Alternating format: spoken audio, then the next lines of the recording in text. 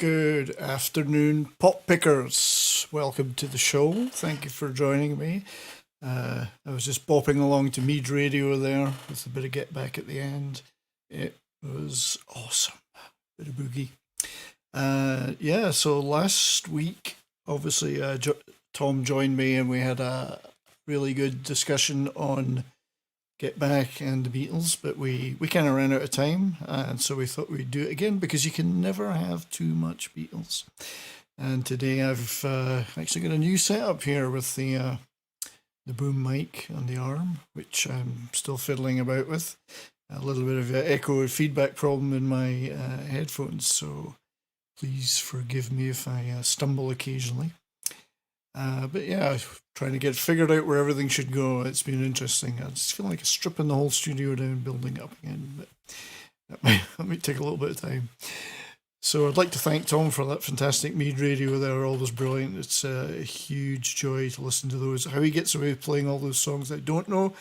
Because on our last stream here about Get Back, all I did was some video with no audio, and the stream got taken down. So I do have some stuff to show in the background today, hopefully stripped it down enough that the stream won't go off. I'm also wearing my finest Help shirt, which I hope you can see, and my favourite Beatles hat, the Sgt. Pepper one. So all fabbed up. So Tom will be joining us in a short while. Paulie Latino Slant also indicated he may be able to join later, so looking forward to that, as he's a huge Beatles fan too and has been looking forward to talking about them. And I know Get Back's been out for a little while now, but who doesn't like talking about the Beatles? Whether you love them, you hate them, or don't really care, because a lot of people don't care. And that's kind of one of the fascinating things I wanted to talk about with Tom, was what is their real cultural impact today? Is it purely a nostalgia thing? Obviously, they put material out, it sells for a while. There's some rekindled interest, but is that really just the nostalgia market, or are they going to continue to have an impact? So we shall see. So anyway, I would like to bring in the man who never sleeps, the man who knows how to give the devil his due. He tilts at cultural windmills, and he's just one of the greatest guys on YouTube. Midnight's Edge After Dark, MEAD Radio. It is Mr. Tom Connors Jr. Hello, everybody. How you doing? I am doing awesome, sir. How are you? Doing the best I can, scrambling as always, but glad to be here. Cool. Are you getting any sleep these days? It's arguable. I could just picture you editing away at the desk, and then the head goes down. Yeah, kind of. I've had that moment. That's for sure. That has happened. Yeah. Anyway, thanks for doing MEAD Radio there this afternoon. Awesome. I was trying to squeeze one in just before this. I thought, I might just have enough time, but it was brilliant as always. I was just commenting on how even playing some video without audio last week got our stream interrupted. Yeah. So how you got away with all those songs? How you played the I Beatles? I kind of know the rhythm of, like, I get about 2 hours before they shut me down. Yeah. I'm not monetized and all that other business. So video's even trickier though. Like sometimes you'd think, but as far as the audio, they usually just sit there and claim. So by the end of the show's claimed to shit. And then that's usually why when you go back to check it out, like a day or so later, even a couple hours later, sometimes it's already been pulled down by Sony or, whoever. But yeah. Yeah. I'd love to do some radio stuff myself. So we'll see how it goes. My suggestion is start another channel for it, just in case, because yeah. And then what I do is I just do it through OBS. It's not that difficult. Yeah, disposable channel. Are you, before we get into talking about the Beatles, are you using just Windows Media Player to play I actually them? use Or Winamp. oh, you use Um, Winamp? Okay, Winamp. yeah, the old Winamp. I used to use that DJing for many years, actually. Yeah. Surprisingly. Well, it's great because it has got those built-in visuals. So Well, as far as the visual parts go, yeah, but it also has the mix built in with it, which is great. yeah, Because you know, when you switch over to digital, that's the first thing that kind of goes out the window is the mixer. And as a DJ, that's kind of like one of your main yeah, things, and it's like all in one thing. And like, yeah, I mean, when I first switched over to digital, a lot of guys asked me like, "Well, how do you do it? What do you play? Do you have like two windows open at the same time? How do you mix it? How do you do it?" It's like, oh, just go into a Winamp. There's actually like a overlap for like 5. You can go 5 seconds or more, or whatever you need to, nice. and whatever. So, no, yeah, it Well, seems to work out pretty well. But I'll take that under advisement, my friend. I promise I yeah. won't go up against you. Oh, I don't care. Yeah. Like that's the thing is everybody acts like I'm doing something that they can't. It's like I'm not stopping anybody. I just I quit doing it on like MEAD and stuff like that just because I didn't want to risk the channel, but Yeah. yeah. Oh, I wouldn't want to go against you because I like listening to you. So it's Oh well, in that sense, yeah. But no, like I've had people ask me about it before, and it's like I don't own the concept. It's like yeah. it is Do what you it is. think I mean, the movie aspect of it makes any difference for getting the not getting struck so often? I'm not sure because, like I said, by the end of the thing, when it's done, it'll just get claimed. Mm, Pretty much every song gets claimed, and then at some point, one of the companies will just tear it down altogether. And it yeah, usually yeah. gets shut down in some other country first, usually the UK or Australia, and then eventually it just gets pulled down altogether by, Universal or Sony being the main two. But yeah, Sure. Well, yeah, I'm certainly thinking of giving it a go because I don't care about the money. I'm just doing this for fun. So right. And I just want to really, I mean, if get you some think tunes. about it, like, because I buy, all the albums and stuff, I make sure I buy Mm, everything I got, even if it's an MP3 through Amazon. Very rarely do I go outside of that means just because I can't find something. But no, like, so, I mean, I actually give more money probably to the artists than radio stations do yeah. because ASCAP don't play artists for that stuff. And the Yeah. streaming thing, that's what they've been griping about lately is they're lucky to make pennies on some of the streaming stuff. So, Fractions of pennies. yeah, if that, Yeah. yeah, exactly. Yeah, I mean, it's music's an interesting thing for me because I've always bought music. I may have visited Tortuga for some other things, but I've never done that for music. I've bought everything I've ever owned. I've bought 4 copies of the same thing, each Oh God, format. don't even get me into how many copies I've got of some things. But no, like Yeah. it's one of those things. If I like something and I want to listen to it on my own, I'll, Mm. definitely try to support, the musicians. But like nowadays, a lot of my music is bought used if it's not MP3s or brand new CDs that come out, which is rare. Yeah, CDs are interesting. I did a little video the other day which was about the Beatles box, mono box. Yellow Flash had tweeted out that he was trying to buy a copy and it was like $1,300 or $1,600. For the LPs, I think it is, yeah. Well, the LPs are far more expensive. In fact, they're more Yeah. like 2,000 Because you can plus. get the CD box set for like $200. Yeah, you can still get the CD when I've got a copy. There are some counterfeits out there. You got to be careful Yeah. about. I actually have a counterfeit of the stereo box set. Yeah, and they go to great effort, but it's They're a not beautiful. bad, actually. Yeah, They're not the worst, to be honest with you. But that's right. They put some effort into it. Yeah, not like bootlegs of old. But, so what I was actually wondering, and I was trying to look up stats about how many people had watched Get Back, and you just can't get it. As you know, they won't give out yeah, Disney streaming doesn't stats. share that kind of info, really. Yeah, so I did have. No, it's not numbers, and you've probably seen this. It's the Nielsen, the gauge thing, where they're trying to sum up who's watching what in terms Actually, of platform. Culture Casino's the one who's real good at this stuff, but yeah. Yeah, so they reckon that Get Back being on Apple TV Plus increased its share to 2% from 1%. Now, 2% of what? Because we don't know the total number.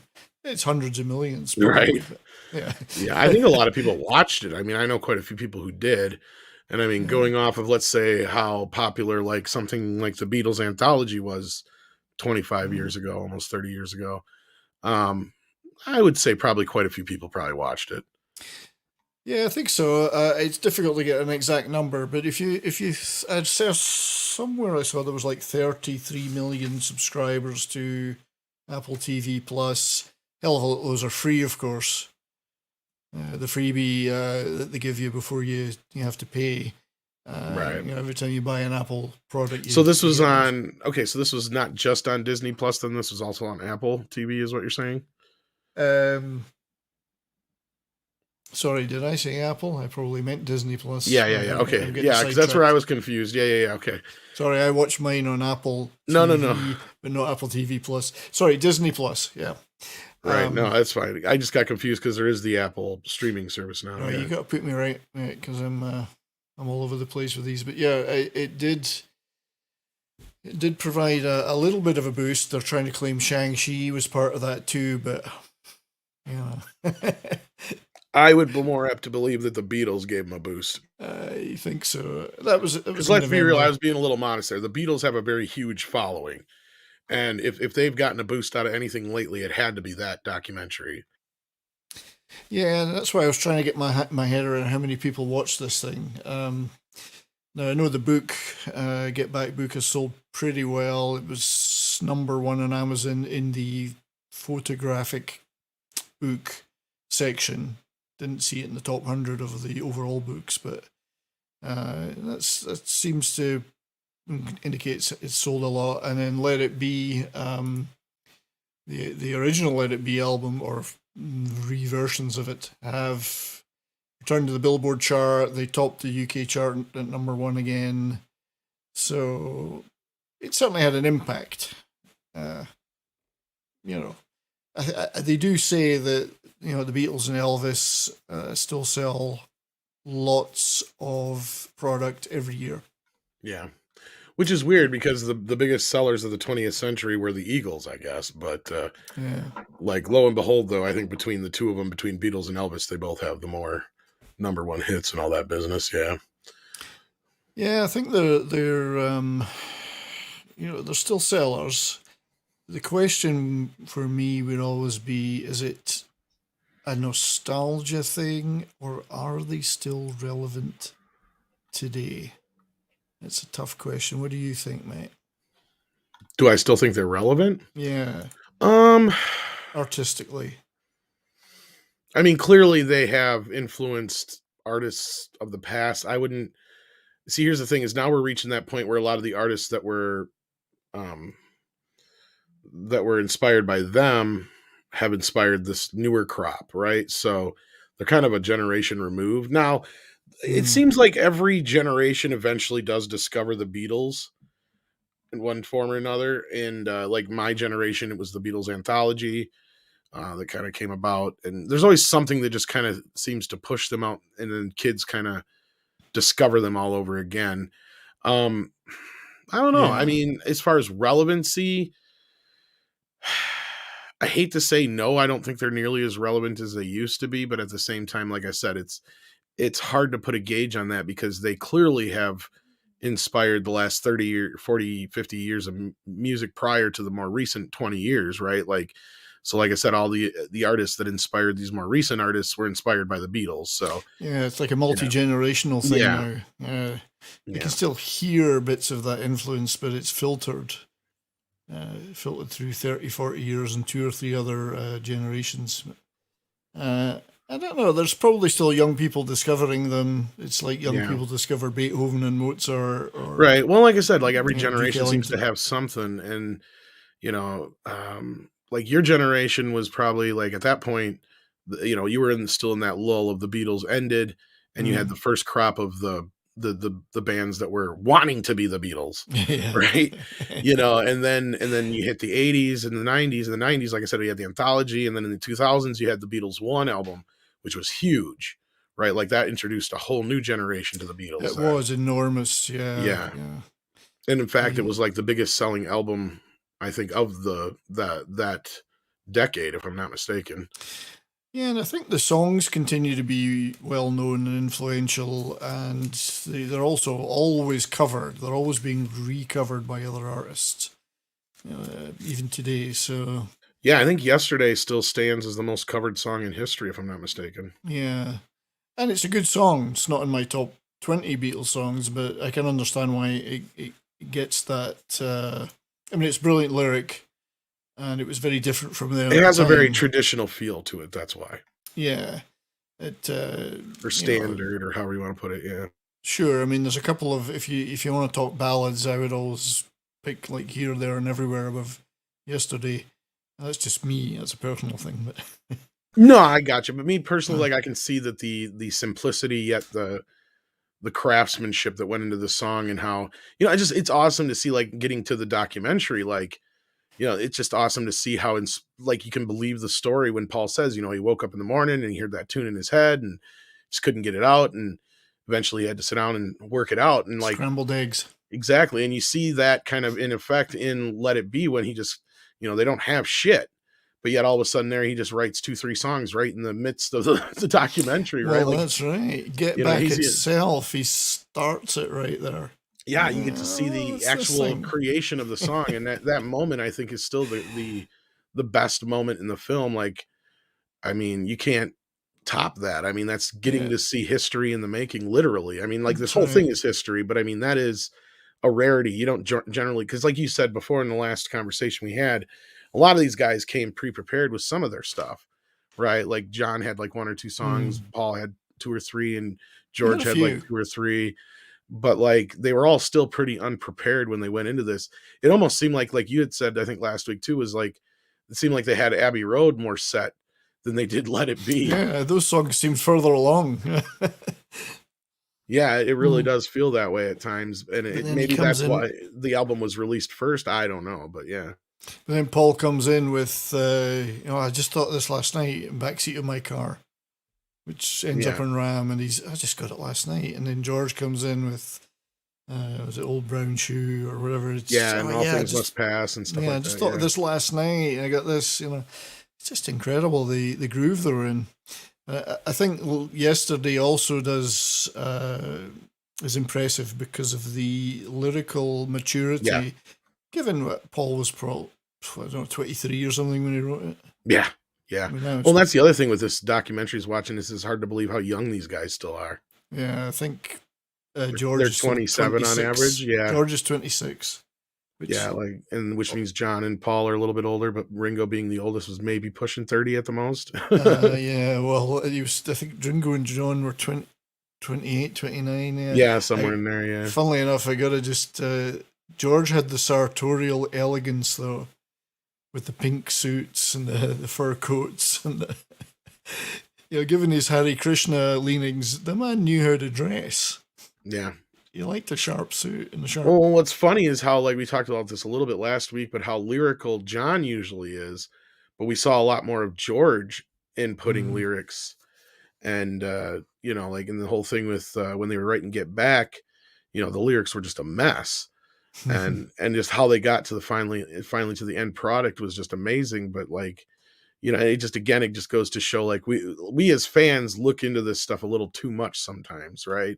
Like, because there's Mm. even lyrics in Get Back and stuff that I totally misinterpreted in a completely different way than what they sang them this time around, just because I got to hear the process of them putting it together.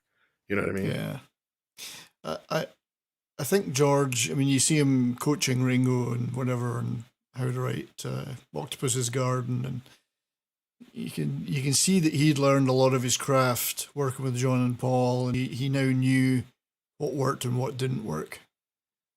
You don't want to put that bit in there. Let's change it to this. So he was starting to really come into his game. Yeah,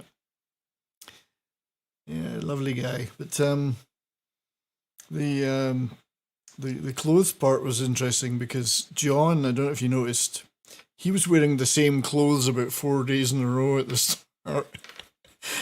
And he actually gets commented on. Somebody says, "What are you wearing those? What's continuity purposes?" He's got this cutaway cardigan thing with a short sleeve T-shirt. I'm wearing it for continuity. Well, I Yeah. hope it was a different one every day. Otherwise, it stink a bit. But, Kind of like, the guys in the sports team who won't change their socks because they think it's good luck or whatever. Yeah.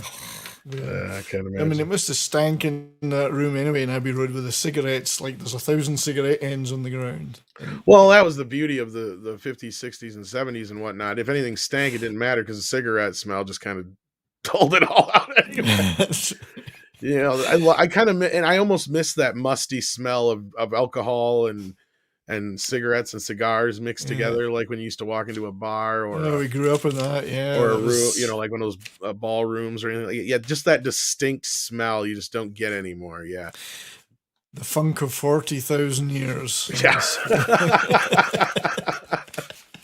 But I remember when they brought in the smoking bans in bars and clubs in the UK in the 90s. The people were going mental. It was like, you can't do this. This is a breach of our freedom. Whatever. Look where we are today. But that was the tip of the iceberg.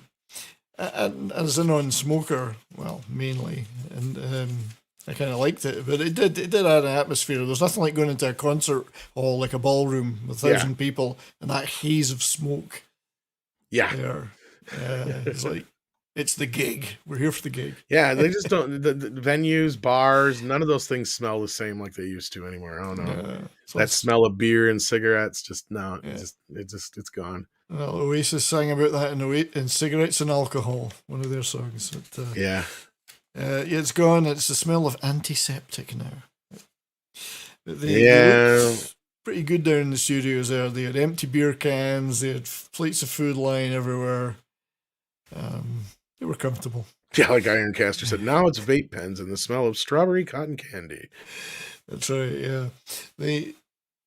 I think a modern band, if I think of a young band today, maybe they did watch this, maybe guys that were like 18, 19, and they're in their, as they do all through the years, they're in their dad's garage or in the basement, they're jamming away, we got this idea for a song, whatever. They could watch this and they could relate to this. They could see the Beatles. Well, that's the beauty of Let It Be too, is that how we talked about it last week, just how they kind of, it's fitting that they're calling it Get Back, because they almost are getting back to their roots of basic songwriting, and they're not dependent on the overdubs and all that business. It's very simplistic. It's very straightforward. There's not 10 vocal tracks and all that business like they were getting used to with some of the more experimental stuff. It really was them getting back to the nitty gritty of what it's like just to be four guys playing some songs in front of people, and we got to write 12 songs for an album, right? Like, and I agree with you. Like, I think any band at any age, at any point can see this and probably get inspiration from it. Because even if you don't really have any historical, viewpoint for the Beatles, you can still just look at it and go, yeah, these guys, this is how you do it. Okay. It's a rock and roll band. Exactly. Yeah. It's just the basic idea of what do? We get together, we write 12 songs and we just play them, we record it, and it's, it's a real good look at just how the process works. Yeah. And they're not gods. You could see that, they've come down from the psychedelic gods of Sgt. Pepper, mystical, whatever. And they're just four guys arguing, drinking. That's what I mean. Yeah, you're not getting in there and you're not getting a bunch of the craziness of, like, when they would write stuff like Revolution Number 9 and stuff like that. Like, you wouldn't get all the crazy experimental stuff like you did with Sgt. Pepper, like you said. And it was just straightforward, four musicians playing their parts, no overdubs, really, just flat out. I mean, there was some stuff here and there on certain tracks, but from my recollection, the original album, most of what they played up on the rooftop is what's on the album. So it is the main additions were the strings to certain tracks. Yeah, the depending on which mix you listen to. Yeah, but they tried to keep it as naked as possible. It's just four guys having a few beers, having a few smokes, arguing about music, picking up. They didn't have 100 instruments in there. They all had like a guitar each. There's that 6-string bass they all used to swap around, the Fender one that's floating around. You'll see John picking it up to play bass on something. Or George. Well, and I think a big part of that, too, is them getting back to just like how they used to play. Like, and you brought it up last week about just the astronomical number of just classic tunes they're playing from all kinds of different other bands and traditional songs and stuff, not just their own stuff. And actually, they didn't play very much of their own stuff.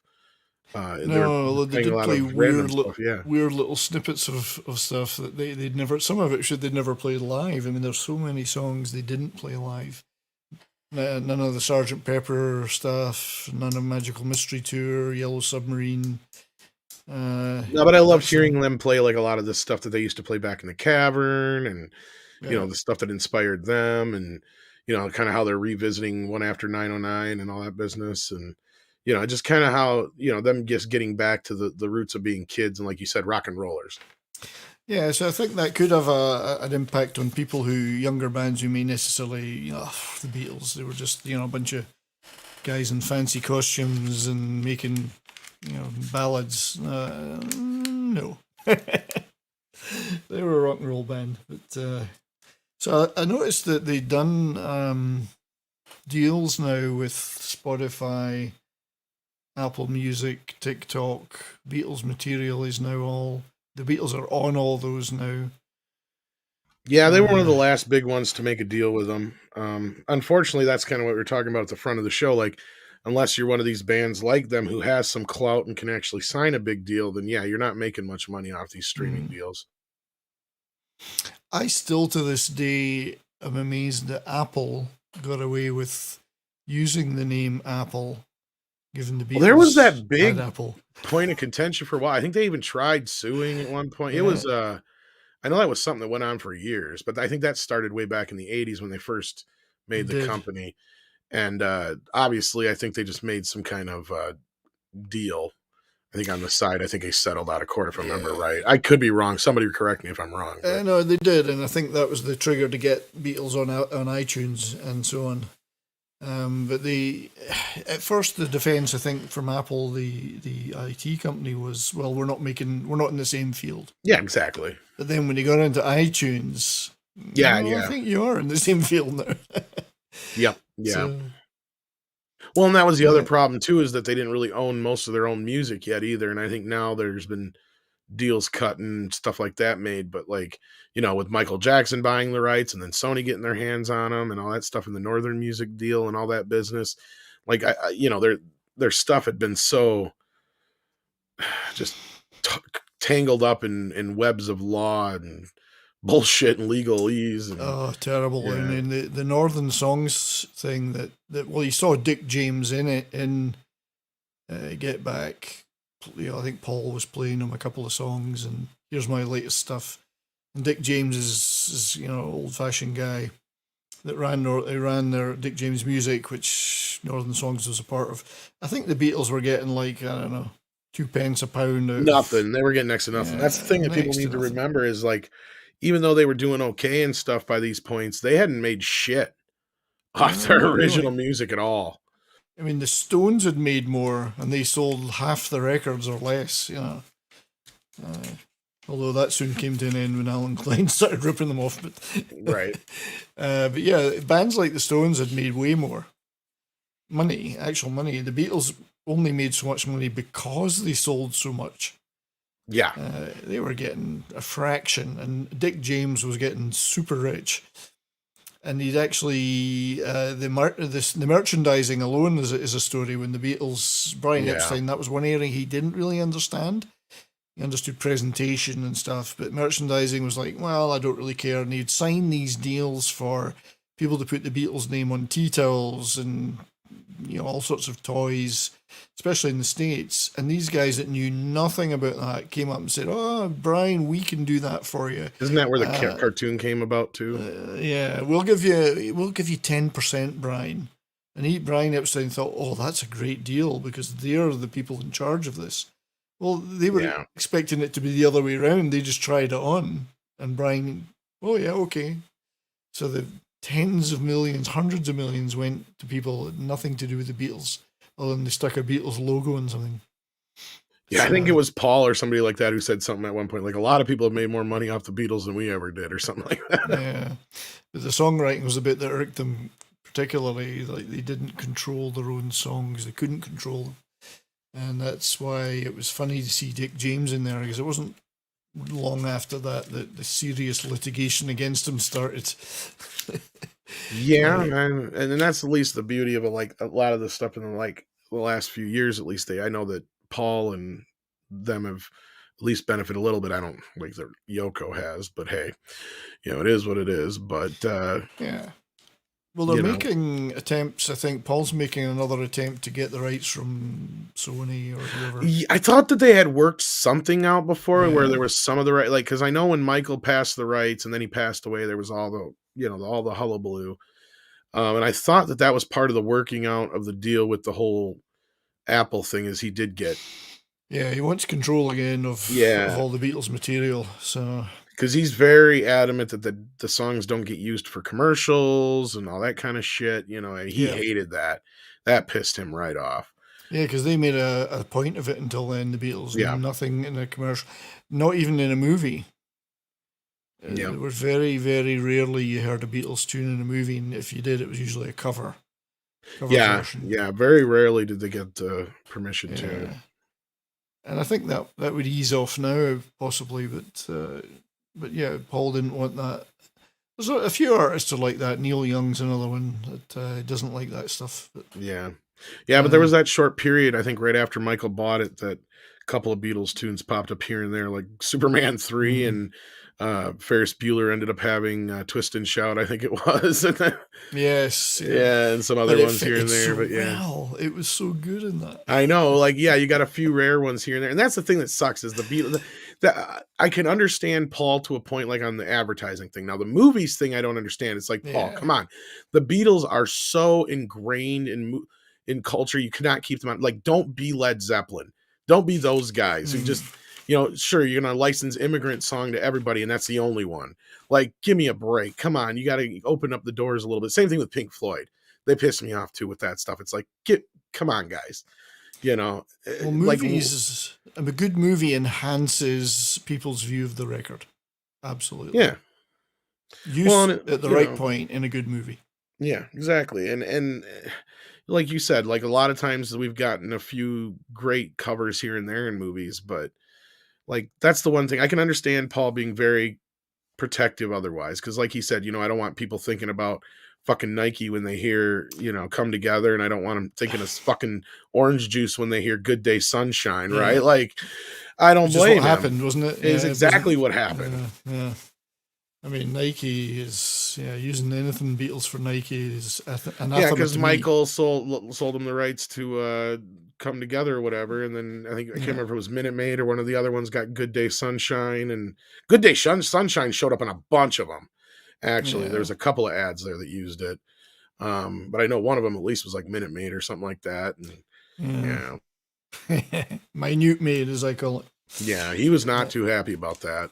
No, it's funny. He's a funny guy like that because at other times he's super commercial. I mean, look at some of the material he's made over the years. Well, that's what I mean. The Beatles are on that line, right? They're not like the Doors, to where I can understand when, fucking Jim Morrison got all pissed when they used "Come On Baby, Light My Fire" in a fucking tire commercial or whatever. That's right. Yeah. As opposed to like, come on, Paul. Like, there's certain things that the Beatles, they are on that line of the commercial, right? Like, they are almost like, I don't want to call them corporate rock because they weren't quite that yet, because themselves weren't, but just the idea that they impregnate everything, right? Like when the Beatles do something, it just, it's so, and they lend themselves so well to so many things. That's the other problem. They do, but and they've been a part of our lives for so long that it's difficult to like not think of the Beatles when certain things come about, Well, indeed, and part of my life from birth, I've heard them. Growing up in the 60s, it was some of the earliest memories I had, and it's I hear Beatles songs and it triggers a memory for me of going here or doing this or whatever. And it's usually a good thing, but. Right, and that's what I mean by them being such a big part of the culture, that I think Paul should just loosen up a little bit on that and stuff like that, and it'd be a little easier to. He'd make some more money anyway. Yeah, he's made enough money out of me. There I am thinking of buying more box sets and Has he made enough money Yeah, out I've of been me? like eyeballing. Like I keep an eye on. I want to get a legit stereo box set one of these days. I'm not as big of a Yeah. mono fan. I understand it, but I'm I just just liked it as a nice package, yeah. a nice, neat little Now, as package. far as the records go, I understand why they're so sought after because they're the only ones that are mastered from the analog masters. But yeah, Yeah, and the whole point of my video I made was that the mono was what they were recorded and mastered and mixed for mono, right up to Yellow Submarine soundtrack. Everything the Beatles did then was mono, mono, mono, mono. yeah. The stereo mixes were knocked off by Afterthoughts, Jeff yeah. Emerick as an afterthought. George Martin wasn't even there. Because they were used to the single speaker record players, the dance sets, and the radio. That's how you heard them.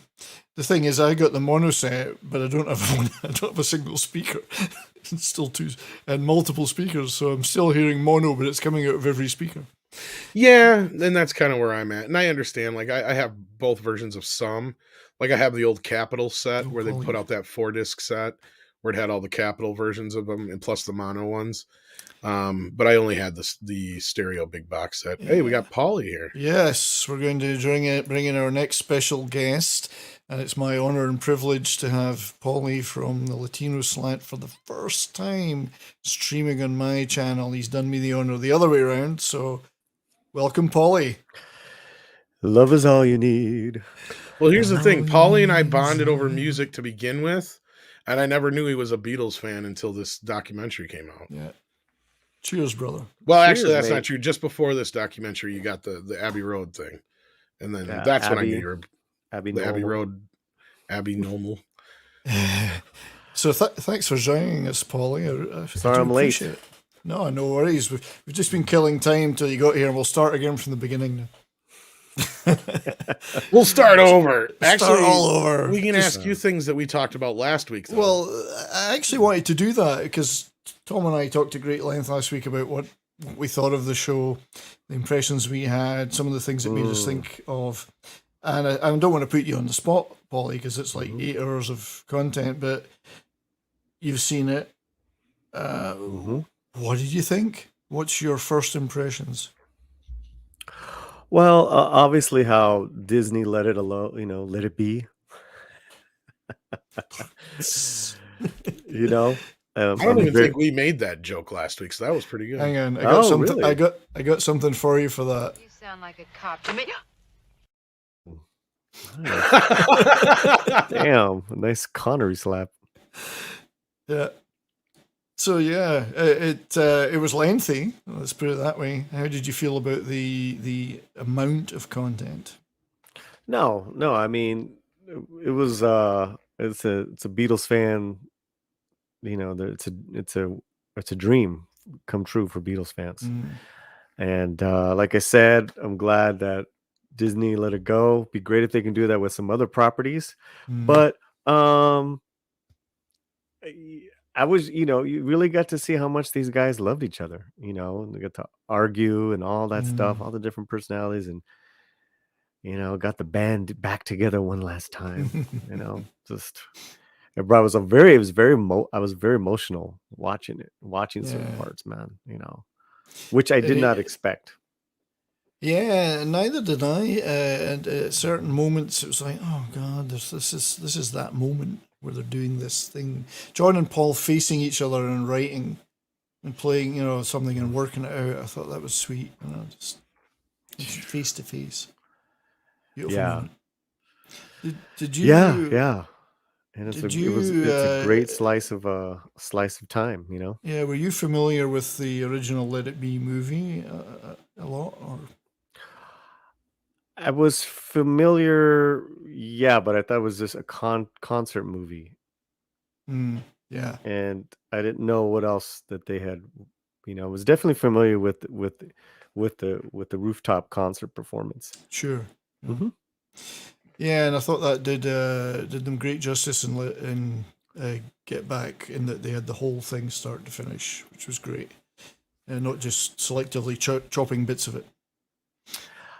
I also was familiar years ago that this footage existed from another Beatles documentary, where they had mentioned that they just put it all away, and that was the one that was narrated by Malcolm McDowell. Malcolm McDowell, yeah, I think it was called The Complete Beatles. Yeah. I've got a copy Right. of that, yeah. That was the first really good documentary about the history of the Beatles, I think. It did have some official support from them, yeah. And I think I remember there being a quick part where they talked about Phil Spector coming in and going through all the hours of footage and all that stuff. So yeah. I think they just really wanted to forget about it after they finally got Let It Be out in 1970 and they were broke up. I think they just wanted to forget it, that whole period. So there's been a VHS copy. I think there was a Laserdisc out. I think the revisiting for Let It Be Naked really started to get Paul and Ringo particularly interested in it again. But I guess it needed a guy like Peter Jackson who had the energy and the focus to go through all that material. Because that's a hell of a job, watching all that, listening to all that. I actually discovered that, and you guys will know this, you probably know more about the technical stuff than me, but they had, the cameras were 16mm, I think, as you said, Tom, last week. There was usually 2 of them, and they had 15-minute cans of film in them.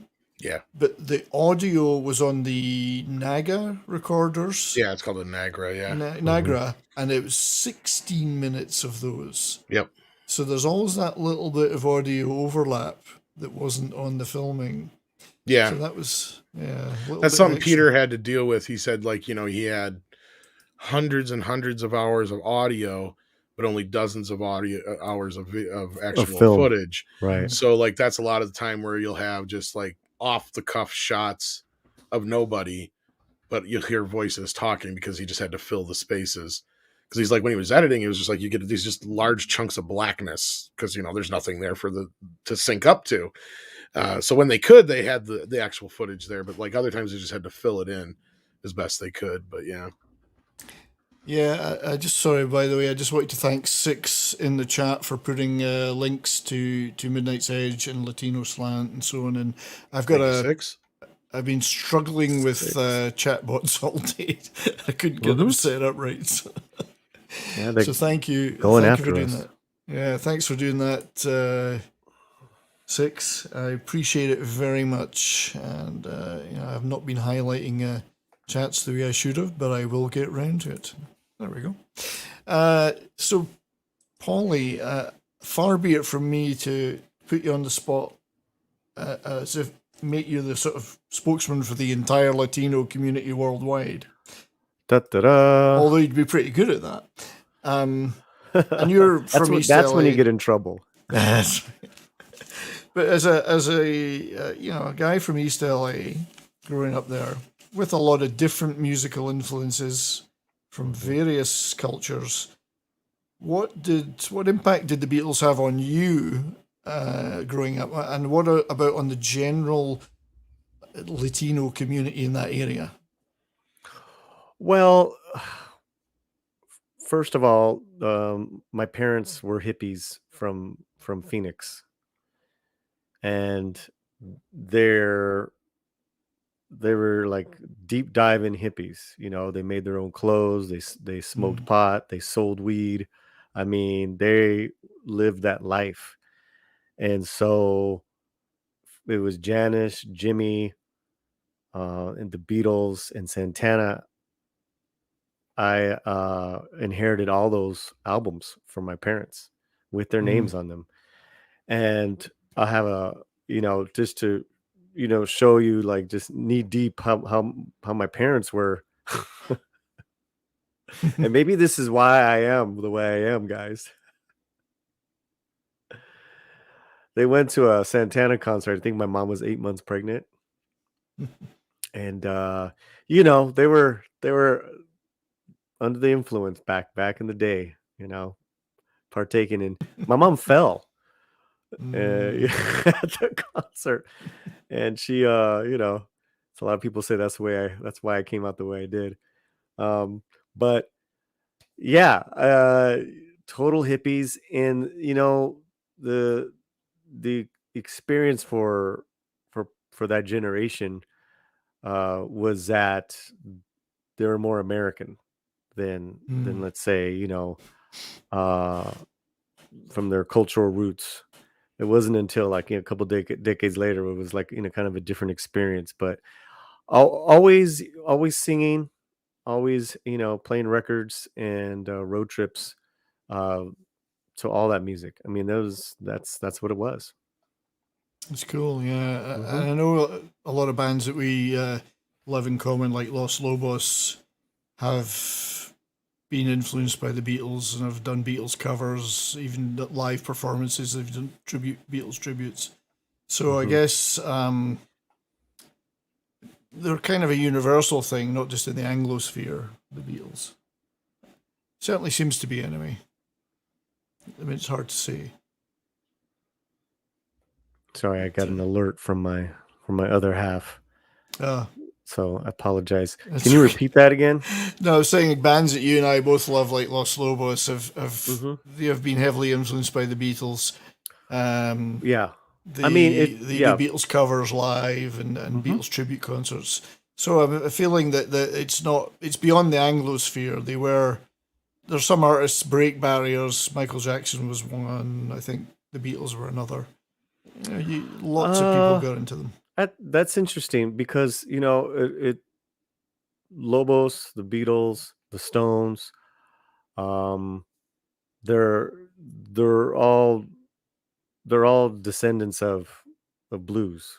Whether it's Buddy Holly or Elvis or like the originators of rock and roll. Little Richard and not so much Little Richard. Chuck Berry specifically too. The Beatles, yeah, but Lobos was. Oh, you're talking about Lobos, yeah. Right. I guess what I'm saying is that they all share that same R&B roots. You'll even hear sometimes Caesar from Lobos saying, we're a blues band. And they do covers from, like you said, the Beatles, the Grateful Dead, Neil Young. So yeah, and it's also interesting with Lobos is that everyone knows them just for one song, and that's like 1/10 of what they really do. And their Sgt. Pepper, which is considered their Sgt. Pepper album, is called Kiko, and Kiko is just an extraordinarily produced album. It's almost like it really is like a Southwestern Chicano blues Sgt. Pepper.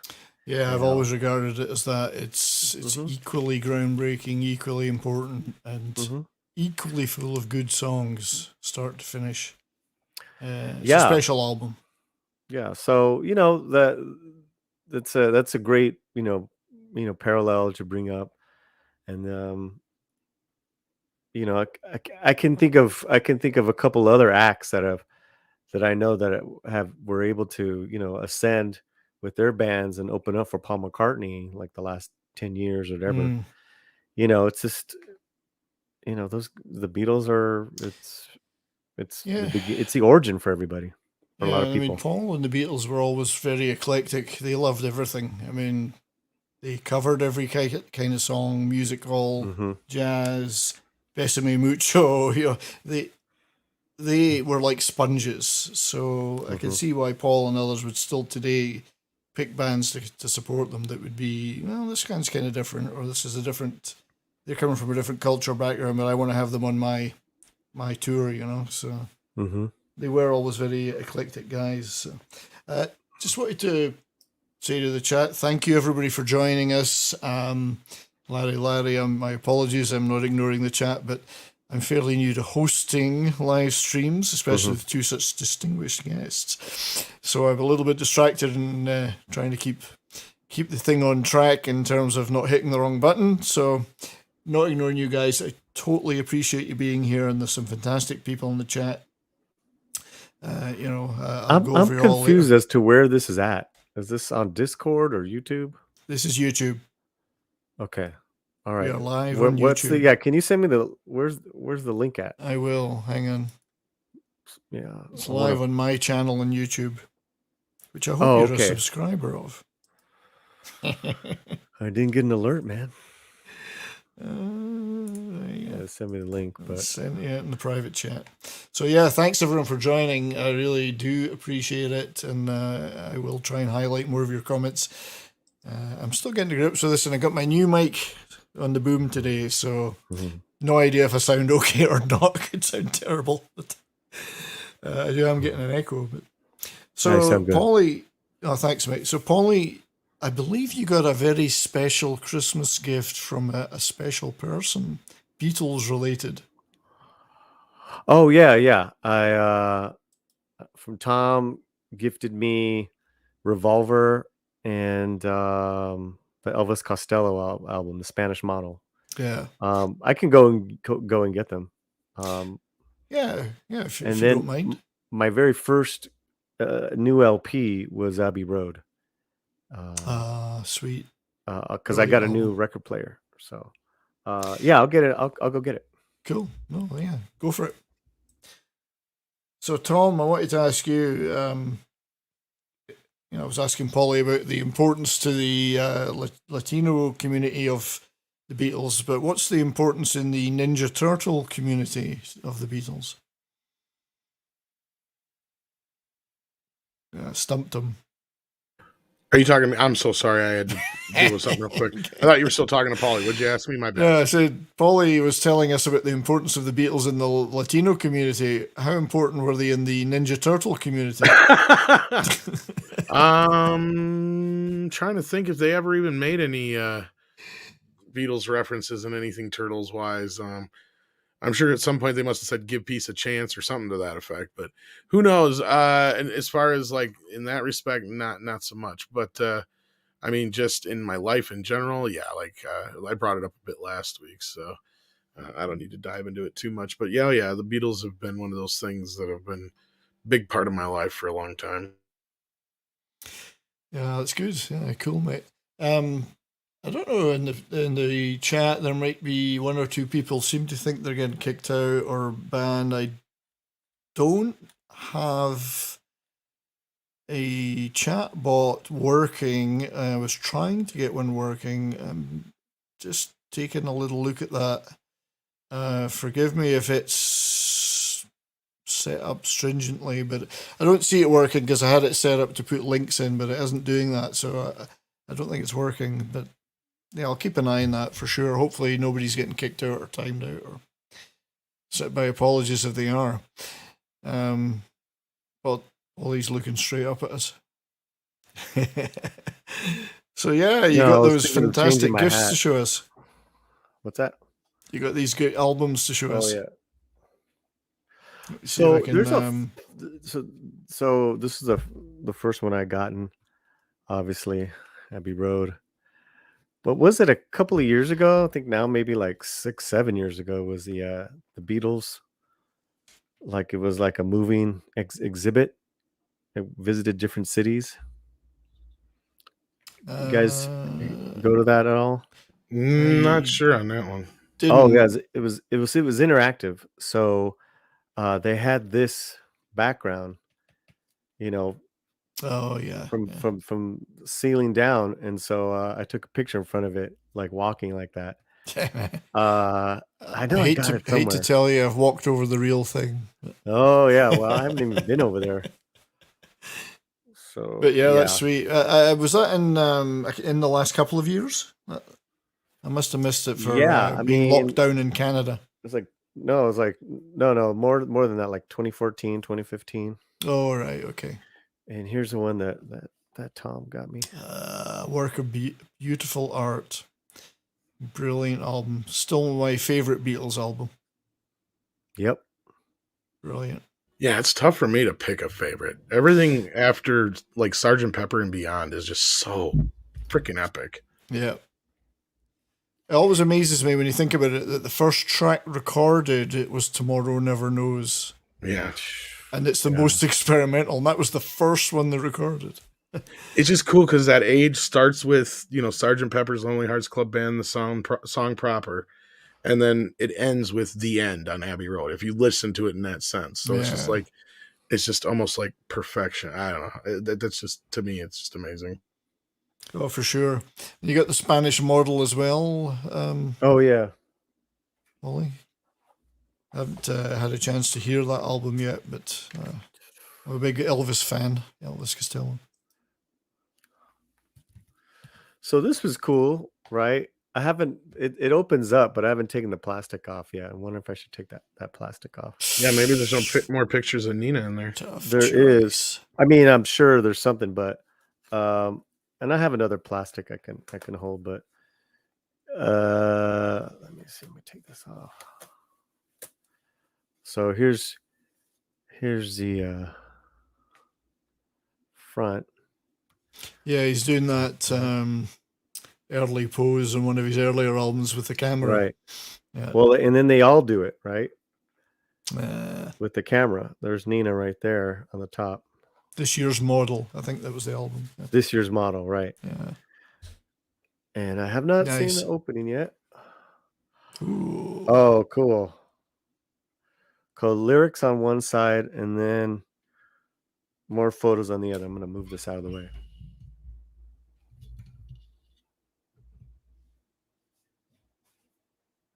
Oh, very nice. Yeah. Nice. There's Nina again. Yep, I see her there. You see her? Yep. Right there. Wow. Very cool.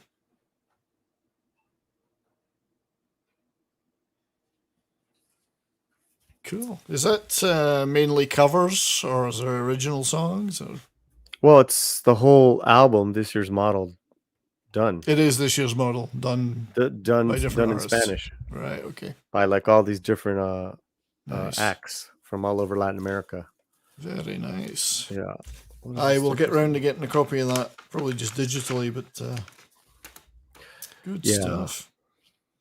So I did hear a lot of people in the shill media, not this, sorry, I want this one, complaining that, you know, this documentary, if you can call it that, it's a film about a documentary, really, didn't have any talking heads in it. Like, it was just the Beatles and the people involved. Oh, well, where's the talking heads? Because everyone's so used to documentaries now having what I saw somebody calling the League of Extraordinary Rock and Roll Know-It-Alls, like Bono and Bruce Springsteen. The talking heads weren't going to be around for about 10, 15 years, man. Yeah. No, I'm just kidding. So we brought this up last week, too. Yeah, so I personally didn't miss them. Some people seem to. I don't know what you guys think. I think it just worked as it was. I think it was fine the way it was. I love just getting the little context bits, but I'm curious how Paulie felt.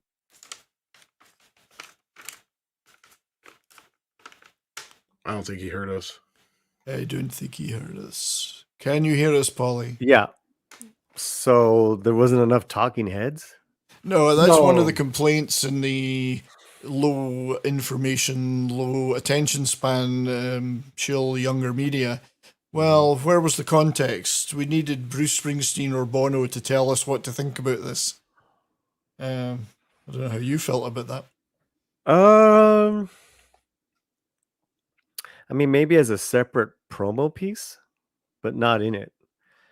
I see that, like, how that could help these young clowns, you know, but don't mess with this, but maybe as a separate promo, like that would be cool to get those, to get some, you know, those guys, you know, talking about the Beatles, but you know, then it becomes something else. You don't want it to be about, you know.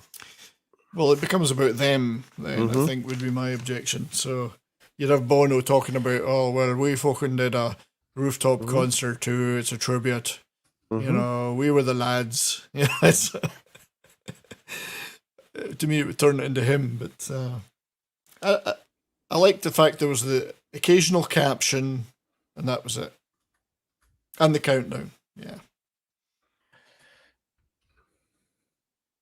So I think it was the right idea. It was meant to be entertaining, but it wasn't entertainment. It was what it was, laid out, and you accepted it for what it was. So I think more explanation would have been a different thing. Yeah. Well, it was very dramatic. You know, the drama was there, and then I think the less is more kind of countdown, you know, just added to it. And the way they ended each episode, kind of like, you know, with the big conflict, was really cool. But it Yeah. was there. It was already there. Do you feel, Paulie, that this amphitheater concert that Michael Lindsay Hogg was pushing, do you think that would have been a good idea? Or did it end up on the rooftop? Was that the best thing? Well, it would have been interesting, you know, because it would have been like kind of like a more of a controlled amphitheater, and they've played those amphitheaters. I just think that they ran out of time, and you know, not everyone was on board with that idea. This No. this idea of being on the rooftop, I think it was great. Obviously, it got cut short as well. Would have been great if they could have kept playing and play some other songs. I think they were just starting to feel themselves by the time they got cut off. I know, it just feels like that, doesn't it? Like, you know, Mhm. okay, it's working. Let's just do Besame Mucho, you know, or throw in some old stuff. Well, you never know. Yeah, I mean, you never know when you start jamming with your mates. Yeah. I Eventually they've mean, just thrown in Revolution up there or Helter Skelter or something, you know. yeah, man. Yeah, it was the jamming, but I mean, Tom and I talked about this last week. I really loved the cameras on the ground and the different reactions. That was funny. Yeah, They had that was good. the old boys that were, you'd be thinking, oh, these guys are not going to like this, and they're going, oh, I think it's bloody awesome. I love the Beatles, you know. Right. And then you get the younger people, oh, I don't like this at all. It's too noisy. It broke some stereotypes, but.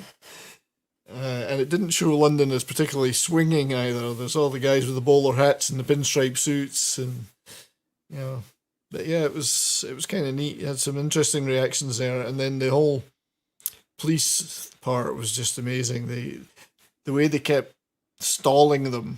Oh well, there's nobody here, and everyone's upstairs, and oh, I need to get this guy for you, or I need to get that guy. Just stalling, so they couldn't get in. So That stall was did it. great. The secretary, she was great. This cop said that I'm going to arrest you for Right. whatever. She's just a receptionist. She was great though, because you know, she was fielding it too. You know, like Yeah. they were all playing defense. Yeah. It was wonderful. I can't get a hold of Mr. Taylor. I don't know where he is. Yeah.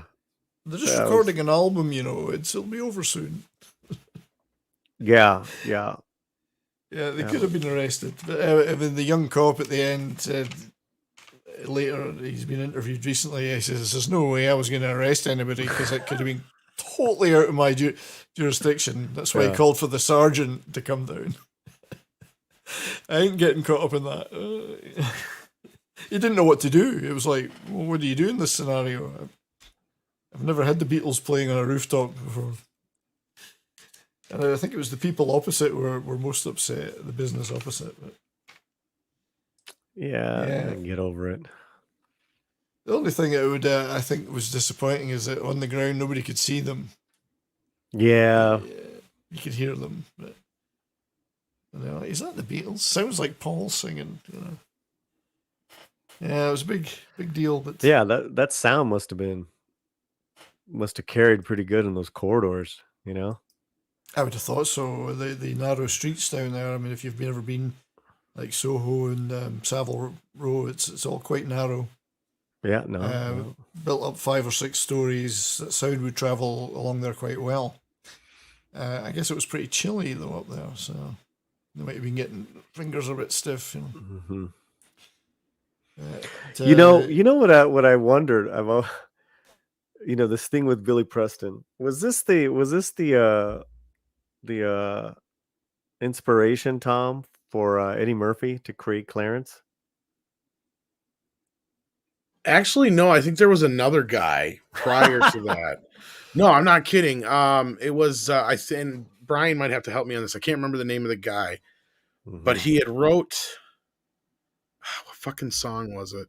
There was a song the Beatles did that he claimed they stole from him, and he was a black guy, and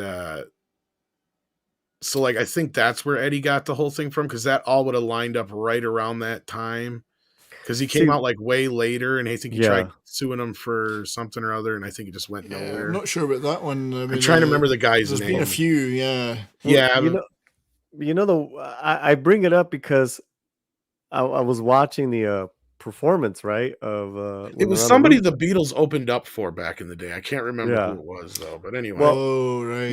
So in this, you see how much of his input, he has, and it's such a great, input. But then when you go to the footage of them performing on the rooftop, man, they edit him. You never see Billy, yeah. And I'm like, I wonder if Eddie Murphy saw that and got a joke. Was like, hey, what's up with the brother? How come they cutting out the brother? He did get his name on the credits of the records though, which was a first. The Beatles and Billy Preston, which was pretty neat. I think we had this conversation last week where they have that whole little conversation about bringing him into the band, and he's like, "Well, shit, we got enough to deal with now as it is. We don't need another person." That's right. Yeah. They just loved his energy. Oh, he made a huge difference. He seems like such a lovely guy, but that electric piano playing is just that's phenomenal. the same reason why I don't think they ever brought in Eric Clapton to replace George. Mm-hmm. Yeah. Oh, yeah. Well, they could have brought in Eric and just put Patty Harrison together with him, because they end up together anyway, and just got George out of the way. Just a complete swap, Yeah. But that's the funniest. That is one of the funniest bits. So John says, "I'll just get Eric in." Okay. Well, now, do you think George heard about that? Is that where that comment came from, do you think? Or what the fuck happened there? I think he probably heard about it. Because, he's like, I just won't come in tomorrow. You can have Clapton come in. We'll see you around the clubs. Yeah, man. But yeah, Eric, that's I think John, I won't come in no more. Yeah, and we talked last week too about the whole Ringo thing, which was the... when somebody asked John about Ringo not being the best, or was Ringo the best drummer in the world, and John says, "Hell, he's not even the best drummer in the Beatles."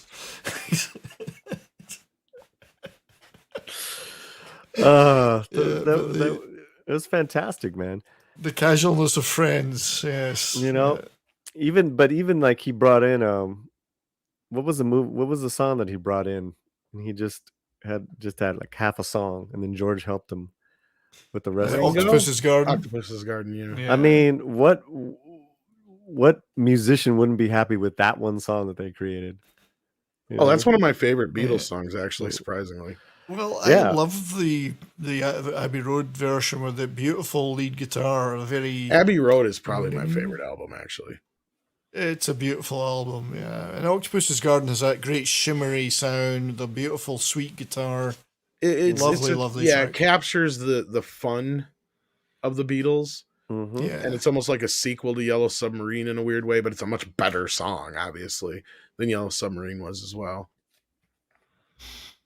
Yeah, I think Abbey Road is, because they had this experience with Let It Be, they said no cameras. I know somebody in the chat earlier talked about it would be great if you could see them filming that. They absolutely said no cameras. Yeah, that's good. In the Abbey Road. Well, sessions. Abbey Road is like the definition of sticking the landing. Yeah. Mm-hmm. Paul phoned George Martin up and said, "Look, we know we've just had all this shit about Let It Be. We want to make one more album because it's done. We're done, but we want to make it. It's probably properly." the most quintessential Beatles album too, if you stop and think about it. Like every song on there is almost like an encapsulation of what the Beatles stood for the past, half a dozen years or whatever at that time, and just how it captures all of them. It has like George's best song on it. It has like some of John and Paul's best work on it. Ringo's best songs on there.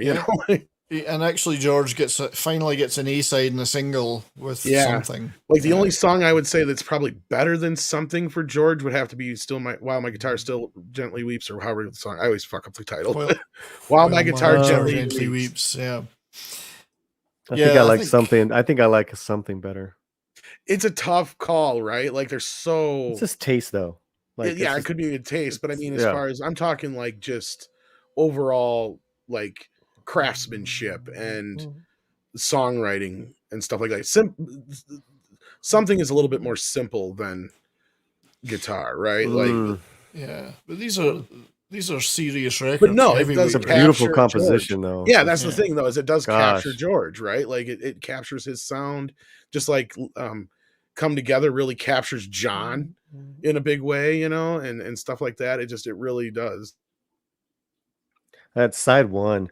Come Together, something. Maxwell. That's the song they got sued for. Now I can't remember who the artist was, but that was the song. Now that I think Together. Yeah. Well, wasn't it Chuck Berry? It was Chuck Berry. No, was it Chuck Berry? No, there's somebody else too. I think that sued him over. Maybe Chuck Berry sued him over that song. He sued him over something. Yeah. Yeah. No, I think you're right. Chuck Berry sued him over "Come Together" because they stole the line. He come on flat top or whatever. Yeah, it was a direct lift of a line. Yeah. John did that all the time. Let's get rid of that Clarence fellow. Well, they were doing this all the time, though. The whole kick him out of the band. Help me, man. He's out. Man. Get him out. Man. But they did the whole Obla Di Obla Da thing. They ripped a lot of not ripped it off, but they knew a guy, a Jamaican guy in a market in London who basically gave them that sound. He said, "Oh, you should do it like this." It's reggae sound. And do you think that's kind of why they always kind of treated that song like a redheaded stepchild of theirs? A little bit. John hated it. I was gonna say, yeah, because they always do kind of. John hated it, and they did about 100 takes, and Paul wasn't happy. And they still fuck up on the last one. Yeah, they do. Or so the one they use anyway. So John said, "Fuck it," and he went up to the piano and he went dun dun dun dun dun dun dun dun. That's what ended up in it, right? The last verse is all mixed around. Yeah, Desmond does his pretty face. It's got the tranny last verse. Yeah, yeah. And they're like, fuck it, just leave it in. There's another one of their songs that has a fuck up in it too from their earlier albums, but that was just because they rushed through the recordings. Yeah, John just couldn't stand that. Not This Boy was another one.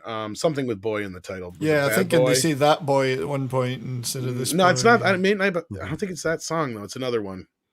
Well, the version of that on Anthology is interesting because they really do struggle with. They keep saying it wrong all the way through. They got the fuck ups in there and everything. Yeah. Fuck it. My favorite Anthology track is the version on that of "And Your Bird Can Sing."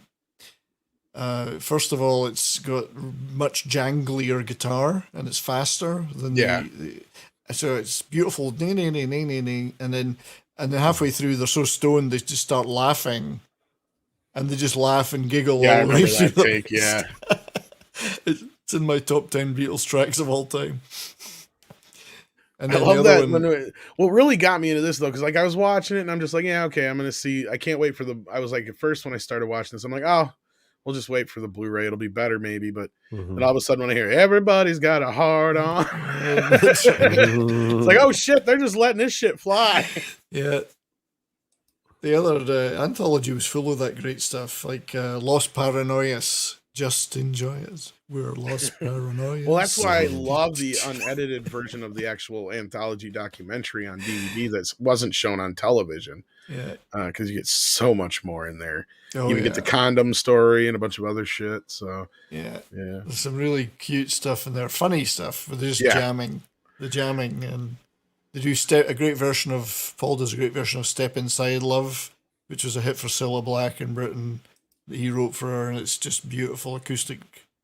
He just dashes it off. What sucks is I used to have a really good recording of My Bonnie. I mean, they have a decent one on the Anthology, but they got that talking over the beginning of it. Yeah. I actually had an old release that was actually from a decent master. Ein, zwei, drei, vier. Yeah, and I had that and a bunch of their other older recordings. Some of them were kind of hit and miss, but like I wish I could find that again on CD or cassette. I must have it's out there somewhere, mate. It's gonna be I'm sure there's been better versions of those released by now, yeah. I got all the Hamburg sessions on a particular. Yeah, it just had a bunch of their old covers and stuff like that. It had My Bonnie and a couple other things on there. Yeah, they got a couple of tracks of their own. Cry Me a Shadow was an instrumental that they got in there, and it was Bert Kaempfert produced those, who later became the band leader.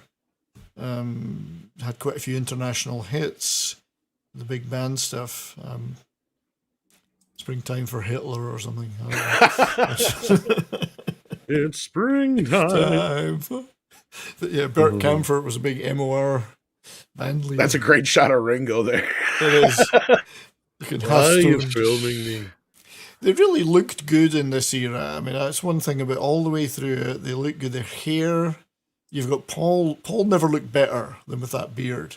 Mm. You know, that was his. He was at his peak for looks right there. The longer hair, the beard. Well, this is them all being themselves, really, right? Because like the early years, it was, what Brian kind of envisioned them as, right? And then the Sgt. Pepper era, that was the psychedelic stuff, and then you kind of had the Indian stuff kind of creep in there a little bit. But then by the time you get to this point, this is where they're all just kind of being individuals, right? Yeah, and that's why I love Abbey Road, is because even though it does feel like different parts of each of the band put together, it's still that quintessential, like they're just being themselves now at this point. Like they're not trying to pretend to be anything more than what they were before, and they're not trying to be this perfectly cut, crew of kids in the suits anymore, and they're not doing the whole Hare Krishna thing and all that kind of stuff. It's just them being them. I love the chat and get back about India. When somebody says something about Ringo. I hated it. Oh, I fucking hated it. I know, that's what I loved. I just wanted to go home. He took a crate of baked beans out with him, Heinz baked beans, because he hated the food. So. Yeah, that was interesting, that footage they had from there. Yeah. Well, that's the great part. This is the most we've ever gotten to see the Beatles just be the Beatles, right? Be themselves. Yeah. I mean, they've always been so guarded. This footage, like that's the thing. And I know for years, Let It Be was one of those most sought after things, right? Like it was, you could get bootleg copies of it here and there, and they were always so embarrassed by it. And the narrative that came out of that, which we sat with for 50 years. And then we get to see this, and it's like, no, this spits right in the face of that narrative. And I know there's a lot of Beatles historians who went against the grain that are happy that this finally saw the light of day, because they're like, see, I told you, it wasn't as bad as you thought it was, and a lot of the stuff. I like this bit here. That's one of my favorite moments. They're face to face, looking at each other's guitars, working it out. I love that. Yeah, beautiful moment. And yeah, Ringo ends up with a Bond girl, Barbara Bach. So well done to him. He marries a Bond girl. Although his original wife is still in this, of course, Maureen. But that was all in his future. Well, like we talked about last week, like the old narrative was, Yoko was the one who was the problem. And we noticed how much Linda interjected herself a hell of a lot more than Yoko did. Oh, she's sticking her face in everywhere, taking photographs. Great point. Great point. But, it's funny. You see Linda and Yoko talking to each other in this. Both New Yorkers from the New York Upper East Side, wealthy society. They must have known each other for years before this. Well, that's how everybody calls bullshit on Yoko trying to say she didn't know who the fucking Beatles were. Yeah, it's bollocks. Like, give me a break. What she didn't know what a tune was, a melody. Well, that I can believe. That I believe. That I believe. But when she sits there and claims she never had heard of the Beatles before, bullshit. Yeah, bollocks. How about that part where the Linda's daughter making fun of her? Yeah, that was great. Yeah. Little Heather. Yeah, she had the when Yoko started singing, and that look of terror. That's right. Complete terror on Heather's face. Wow. Yeah. Hang on, I got it. It's like, oh my God. Like, what's happening? Should I be scared? That one there. Well, that's a good picture of Ringo. The kids actually lightened it all up when they had them in there. Well, They- that was they- the best part too, is we got to finally see him with their sense of humor and stuff too, right? Yeah. Mhm. Especially John. Like his sense of humor really bled through. Oh, Well, he of was course, goofy. especially when he was, high as fuck, but still. Yeah, he's so goofy. Yeah. Yeah, and they were still young. It's we Honestly, forget I that. would say that's the one thing that got in the way of this whole thing was John doing the heroin and shit, probably, because that was where he kind of got to the point where he Yeah. wasn't contributing as much, and that's where Paul was really pulling a lot more of the weight. You could see that here, because Yeah. John just came to the board with nothing a lot of Mm. the time. I mean, yeah, when he would show up, he was there, but I mean, he wasn't bringing the songs to the table like the rest of the guys were at this point. Mm. You know, Paulie, I could see you in this suit. It's pretty sure. Yeah, Yeah, some of I the could. some of the stuff they showed up in was wild. Yeah, there was some different clothing. They had It was the a great Apple. fashion era. I'll be honest with you. I like it. They had the Apple boutique at that time Yeah. before it got ripped off. Well, they gave everything away and closed it down. This isn't working. We'll just give it all away. But they had some pretty good clothing. Yeah, they were sartorially elite. I love the old recording equipment though. Just Mm. there's George with his self-painted psychedelic Fender that he used in All You Need Is Love for that the TV showing they did for that, the big TV special. Right. Yeah, beautiful stuff. There you go. He's got a bow tie on. Smartly dressed. Oh, that's the stylophones. You remember those stylophones? Yeah. It was like So an Bill- early he actually- stylus. Yeah, Billy Preston actually played something on it and it worked because he was a keyboard player. Because you couldn't get a tune out of those things. They were shit. But exciting though. Electronic music. Yeah. Mm-hmm. Yeah, there's a million of those stills, but it was good stuff. I mean, I'm very pleased they made it, and I'm assuming we're going to get a full Blu-ray package of it at some point. When, I don't know. We'll just see how that sells. But well, what's left in the can? I mean, even for the Beatles, there can't be much. Classic rock in general, I think, has probably exhausted its trove of stuff. Is there anything left Mm. that we haven't seen? I don't know if there Of the is. Beatles? Oh, the Beatles or anybody in classic rock. I mean, is the well dry for this kind of thing? Maybe the Stones? I don't know. Well, they themselves have done their versions of anthology. They've done a mono box. They've done reissues, remastered reissues. I think the one thing they've never done is an anthology style documentary. They've done a book, Mm-hmm. but they didn't do a whole series, and they must have, given they went on for so long, so much material. I mean, you just get the little Charlie is My Darling thing, or you get a Rock and Roll Circus. You don't get the whole picture.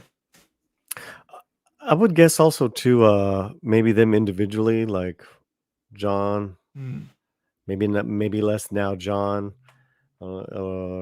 Paul, and I don't know about they.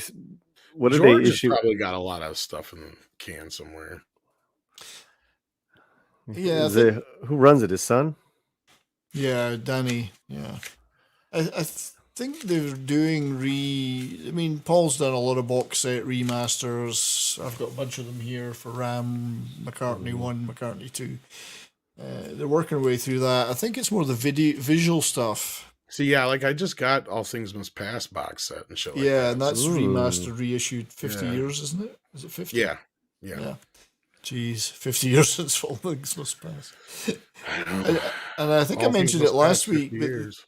yeah, the video for My Sweet Lord that George's YouTube channel put out, the new one Yes. with Luke Skywalker, Mark Hamill's on it, and a bunch of other people. It's quite neat if you've never seen it. got a bit of an X-Men feel because they're seeking something. You see, it's all about seeking. So yeah. So on the whole, I could understand how if you didn't like the Beatles, you may find a bit of a drag watching 8 hours of material. Personally, I was fascinated. You know, Yeah. there's so much in it. I think for Beatles fans, it's also definitely to watch something annually, you know. Yeah. You know, it's quite a feat. It's quite a feat. And Well, we knew this stuff was there. We didn't know how useful any of it was. There's all this stuff in the can. I don't think from a Beatles perspective there's anything else left. There's some audio stuff that's never been released because Paul said everything else that we've not put out till now has got a health warning on it because it's just shit.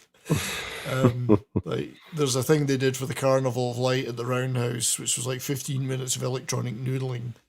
That's the big holy grail of Beatles fans to hear that piece. But Paul says, no, really, it's not good. But I think everything is out there now. This was the last remaining thing. And I've even got bootleg albums of Abbey Road outtakes and stuff. And they're not any better than... There's nothing on there that you don't hear in the real tracks. You know? Oh, they did box sets of all the last few albums. I think they're all done now because all that's left would be the earlier stuff where I don't know if they had much for outtakes. I mean, they might be able to do something with Revolver and Rubber Soul, perhaps. It'd be nice. But I know prior to that, a lot of their stuff was just filmed in like quick sessions real quick. So like they don't probably have 20 outtakes. Yeah, they were a lot more guerrilla style audio in the older days. It was like get in the studio, get it done in 2 or 3 days, get out. And that was a lot of the stuff they were playing live, so they were able to just run right through it real quick. Yeah. So they weren't doing 30, 40 takes. And some of that stuff popped up in Anthology. I'm not sure there's any. That's what I mean. Yeah, I think a lot of that stuff has already been out there. Like the only thing that could be left, like I said, is maybe some Revolver and Rubber Soul sessions. Yeah, for me, the holy grail would be if any previously unseen video footage turned up. Stuff that we thought for years has been lost. Some of the BBC stuff. Like I think there's only one BBC performance on Top of the Pops remaining out of the dozens of times they appeared on the show because they used to scrap those tapes like they did Doctor Who. So all that stuff's gone. So if any of that turned up, that would be good. And maybe the odd live performance or even just any film of the Hamburg era. There are still photographs. Maybe one day somebody took an 8mm camera and that might turn up. But that's about it, really. I think the anthology covered a lot of that shit, though. Yeah. Yeah, it would have to be someone like who's had that access to those cameras because it's not like they weren't even around as together in the 80s where there was, more video cameras going, That was like that first JVC generation. Yeah, apparently there's footage at George's wedding to Olivia of the 4 of them jamming. Which bits have been seen, but not the whole thing. That's kind of cool. I think the 4 of them were there. Was John still alive? There's stuff like that, and I know they spent some time. Paul visited John at some place, and Harry Nielsen was there, and the others eventually turned up, and there was some kind of jamming went on. But that the last year or whatever. Yeah, there was a bit of jamming. But yeah, it's probably that cow has been milked. Yeah, this might be the final fling, other than endless repackaging. It's great to cement them in, the more we can cement them in our, well, that's what history. Tom and I were talking about before you got here, Paulie, was kind of what's the cultural impact in your view? Is it just a nostalgia thing, or is there a real influence still for artists today? going forward. Yep, as long as there's people playing their instruments, they're always going to tunnel back. Absolutely. Yeah, I think so. I tend to think there is more. It's like Beethoven. It's like Mozart. It's like hmm Duke So I think Buddy Ellington. Holly is really, he's always going to have a big audience. Yeah, Should I dare say it more so than Elvis? But I'm a Buddy Holly fan. I think you've got a point, and I do love Elvis. hmm Well, certainly up to a point. Buddy Holly's songs, I believe, have more of an impact on other musicians. Paul McCartney.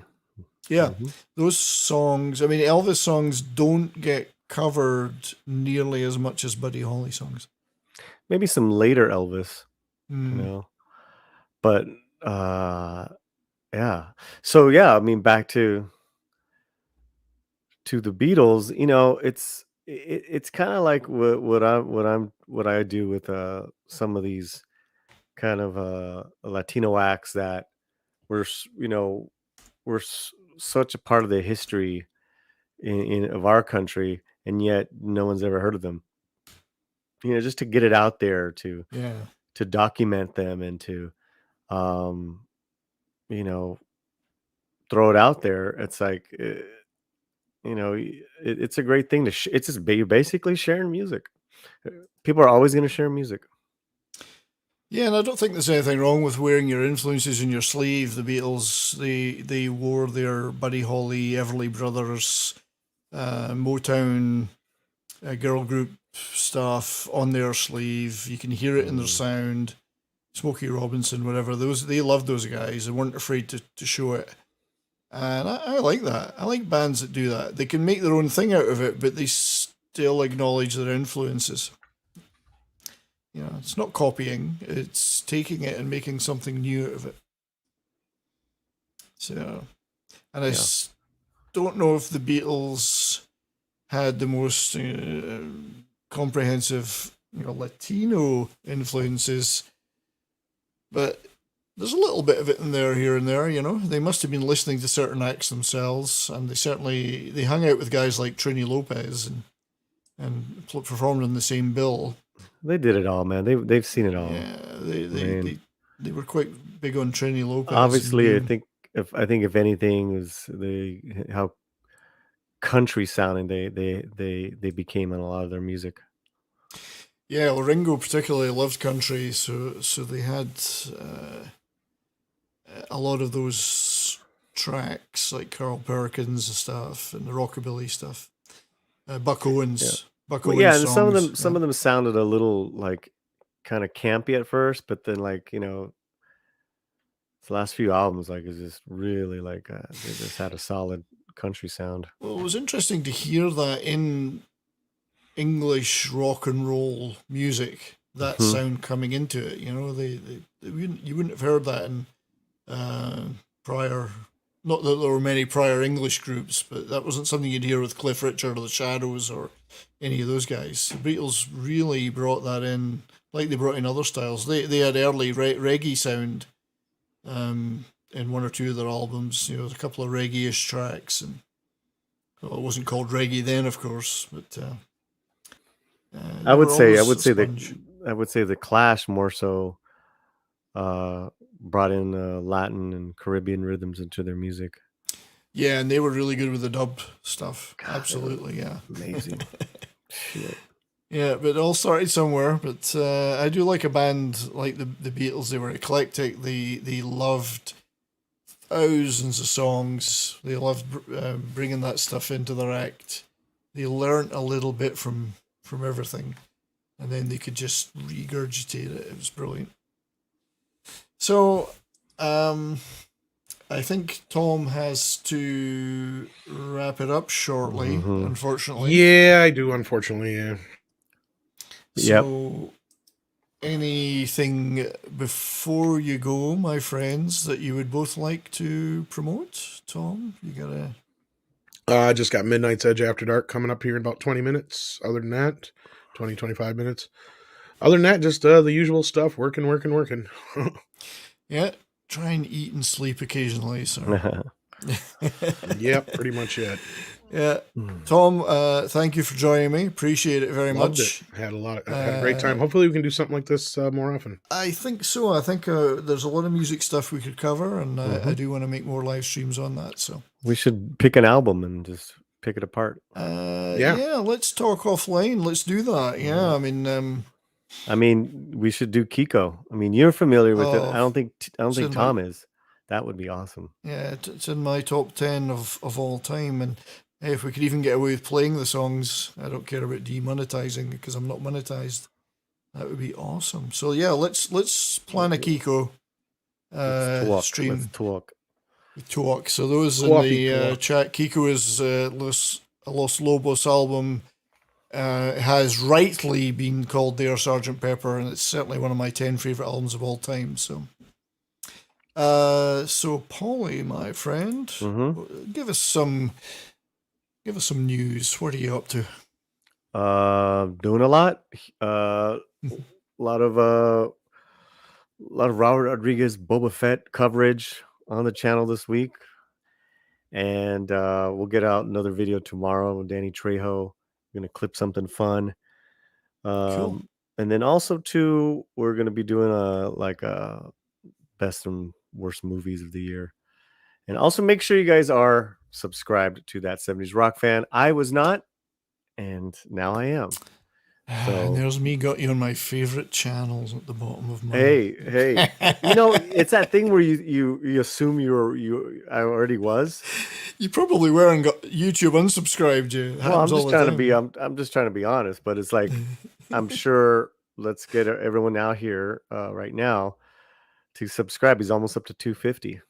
I know it's been going really well, and I'm starting to get more into these live streams and get better at that, and I'm enjoying it immensely. I've learned a lot, and I've really appreciated the support of guys like you and Tom. You're so good with us less experienced guys helping us out. So thank you. You're welcome, bro. Yeah, and thanks for joining, my friend. Fun. Oh yeah, it's good. I could talk about music for hours, and we'll do it. We'll do an album stream. Yeah. Let's do Kiko. Yeah. Let's do it. So on that happy note, I'd like to thank everyone in the chat. There's so many of you that've come by. I cannot say how much I appreciate that. I don't want to miss any names, but we've Clobbering Times, 6, Salty Texas Sea, Kitty Bear. We've got Man o' War. Thank you, my friend Eric K. And 6 have been wrenching. Dadman Walking. As I say, I don't want to miss anybody. There's lots of people further back. Infertor. The list goes on and on. If I haven't mentioned your name, I deeply apologize, but I appreciate you all being here. So I hope you all have a good evening. I'll see you later, Tom, in the chat on Midnight's Edge After Dark. Paulie, I will see you somewhere in the chat. Hope you all have a good evening. Until next time, take care. And I'm going to just hit the button on one of these wonderful videos. Let it be. Let it be. Let it be. You sound like a cop to me. Wrong one.